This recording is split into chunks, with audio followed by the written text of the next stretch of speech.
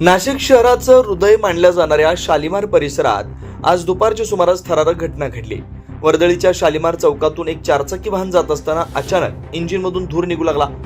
काहीतरी अघटित घडणार याची चाहूल लागताच चालकानं क्षणाचाही विलंब न लावता धावत्या गाडीतून बाहेर उडी घेतली आणि काही सेकंदातच संपूर्ण कारनं पेट घेतला। भर रस्त्यात अचानक कार आगीच्या गोळ्यात परिवर्तित झाल्यानं परिसरात एकच खळबळ उडाली।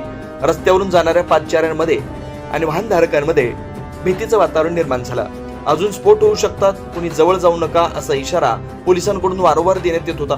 आगीच्या ज्वाळा इतक्या भीषण होत्या की आजूबाजूच्या दुकानांनाही फटका बसेल की काय अशी भीती निर्माण झाली होती। काही काळासाठी परिसरातील वाहतूक पूर्णपणे ठप्प झाली होती। घटनेची माहिती मिळताच नाशिक महापालिकेच्या अग्निशमन दलाच्या जवानांनी बंबासह घटनास्थळी धाव घेतली। शर्थीचे प्रयत्न सुरू करून जवानांनी आगीवर नियंत्रण मिळवलं, मात्र तोपर्यंत संपूर्ण गाडी जळून खाक झाली होती। या घटनेत कोणतीही जीवितहानी झाली नाही, ही दिलासादायक बाब आहे।